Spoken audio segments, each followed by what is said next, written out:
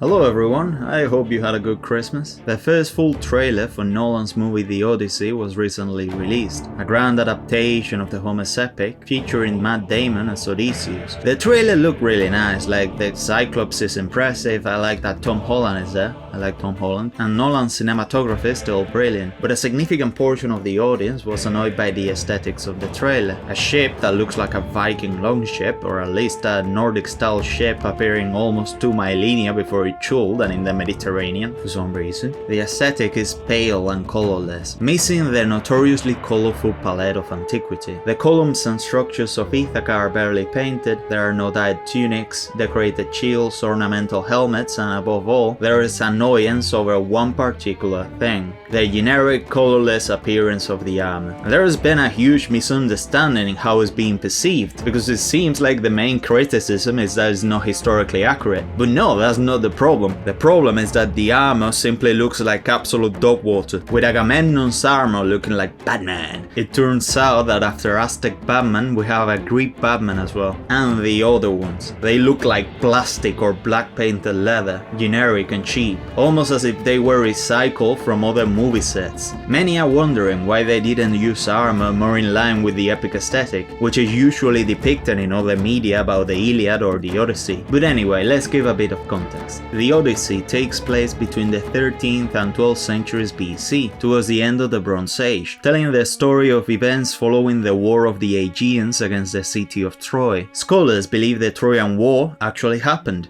due to mentions from the Hittites of a group called the Ahijawa, their name for the Greeks of the time, who had a large fleet and were causing trouble on the western coast of Anatolia, where Wilusa was located, the city that we now know as Troy. The Odyssey, rather than being a more conventional fantasy, functions as a kind of low fantasy, an epic, using a real setting to tell events that were probably historical, while employing fantastic elements to provide explanations or fill gaps, similar to the Old Testament of the Bible. Regarding the Greeks of the Bronze Age, also called Mycenaeans, they were the first confirmed civilization of continental Europe, civilized from 1350 onwards, after the Minoans of Crete, who were not Indo-European. So the Mycenaeans were the first Indo-European civilization of Europe. Archaeological remains of their armor aren't extremely extensive, with only a few full sets surviving. However, there are quite a few helmets, greaves and breastplates, giving us a good idea of how the rest would have looked. And hey, this isn't the first time Nolan has depicted the Mycenaeans or the Bronze Age. In his 2004 Troy, the soldiers had a more sophisticated armor with at least a tiny bit of color. Agamemnon wore a higher quality set with the golden, colorful and extravagant aesthetic expected in the Odyssey as well. And the criticism isn't about being 100% faithful to reality, but at the very least surpassing it in quality, even while allowing a bit of creative freedom if desired. For example, in Total War Troy, the armor was at least shown in the colors it would have had in the Bronze Age, and no, the bronze didn't look brown, it appeared in various shades of golden. This is the third time I've had to say this. We've done a very poor job as a society representing bronze. Although gameplay wise, Troy isn't perfect at all, it had excellent armor, very well received when it was released. While it took some creative liberties, it tried to balance making the armor look as good as possible while still being faithful to how it looked at the time, receiving praise from both historians and fans. Even if they wanted to represent it more historically, the armor would still not look so generic, black or colorless, but would also have considerable variety. Moreover, there's a famous Greek armorsmith called Hellenic Armors, who supplies high quality armor to museums and professional reenactors. He mentioned that he received an email in which Nolan's team contacted him to work on the armor. He responded that he was interested,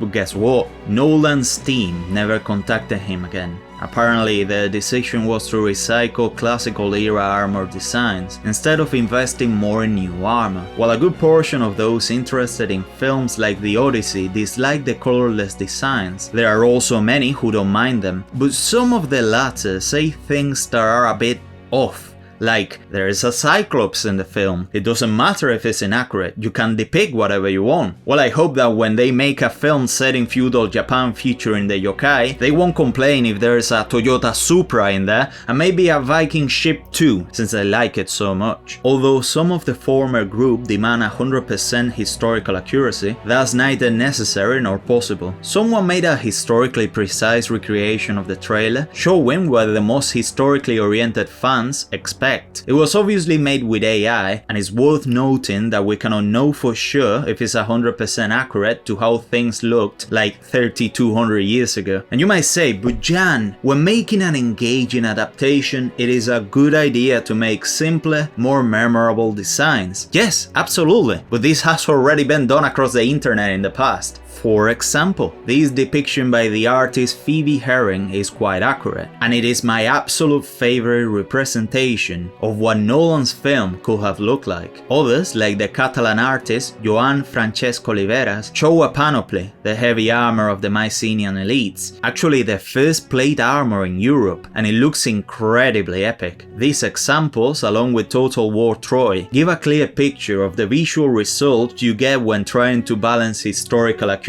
with absolute epicness. If I were Nolan and willing to invest heavily in the quality of the armor, which apparently he wasn't, I will aim for a balance. First of all, the armor wouldn't look like plastic or leather, it will be more ornate, simple but memorable, of a majestic golden color. A few varied ornaments, some gold jewelry, and no matter what, I wouldn't put someone who looks like Batman in a film that has nothing to do with Batman. You know what I mean? Because the Odyssey wasn't anything like this. It was originally a grand and exciting journey, full of passion and pain, with colorful cultures represented through sailors, merchants and settlements, the hospitality of the Hellenic world, the longing to return to a beautiful home, people naked just because. That's not the only aspect that seems to bother people about the upcoming film, since we have Matt Damon, a fairly old actor, playing Odysseus, when some expected a slightly more energetic, younger hero, which is not the end of the world. I think Matt Damon works fine. Also, that beard is absolute fire. Then there's Zendaya, who is unlikely to have a character of her ethnicity participating in the Greek Odyssey, but it's still plausible. Actually, I just found out that she plays Athena. A lot of people aren't going to like that.